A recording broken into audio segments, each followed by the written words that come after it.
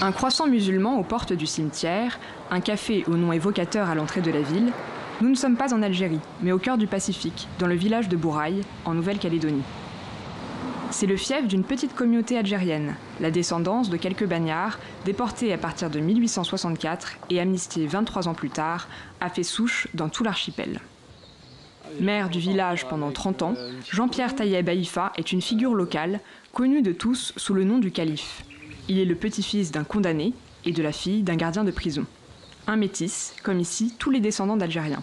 Les libérés, ils sont mariés soit avec des Européennes qui étaient venues dans le cadre d'une condamnation, ou soit avec des Mélanésiennes. Ce qui explique ce fort métissage du monde algérien, des Arabes, en Nouvelle-Calédonie. Je pense un tiers de la population, quelque part il y a une goutte de sang venant de l'Afrique du Nord. Jean-Pierre Tayeb Haïfa élève le bétail sur ses terres, d'anciennes concessions allouées à son ancêtre par la puissance française.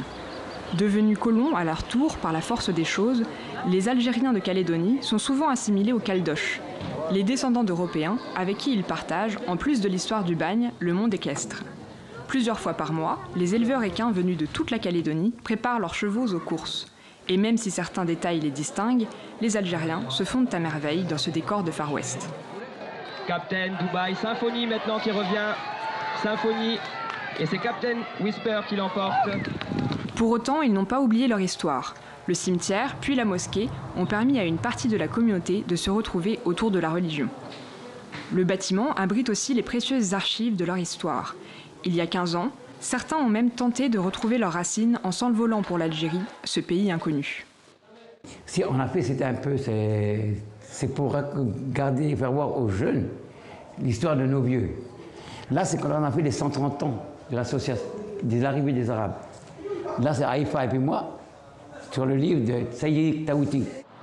Privée de sa langue, déracinée, la communauté se bat pour conserver les traditions, comme la préparation du couscous.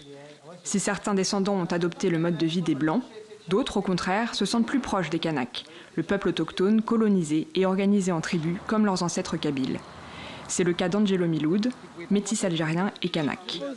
On est calédonien, mais voilà, on a toujours, quand même, pour nous, dans notre cœur, on est toujours algériens, les descendants de déportés. L'Algérie, l'avantage, c'est qu'ils ont plein de mosquées dans les tribus. Les mosquées, c'est à 2 pas. C'est beaucoup plus facile. C'est vrai, quand le muezzin faire l'appel, c'est plus facile de se réveiller le matin, aller à la prière. En cette fin de Ramadan, la communauté observe la tradition en rompant le jeûne. Le 4 novembre prochain, elle devra se prononcer comme les autres ethnies de l'archipel pour que la Calédonie devienne indépendante ou reste au sein de la République française.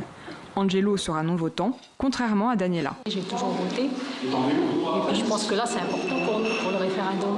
Je préférerais rester française. Le 4 novembre, les Algériens du Pacifique vont se confronter au même questionnement que les autres communautés de la mosaïque calédonienne.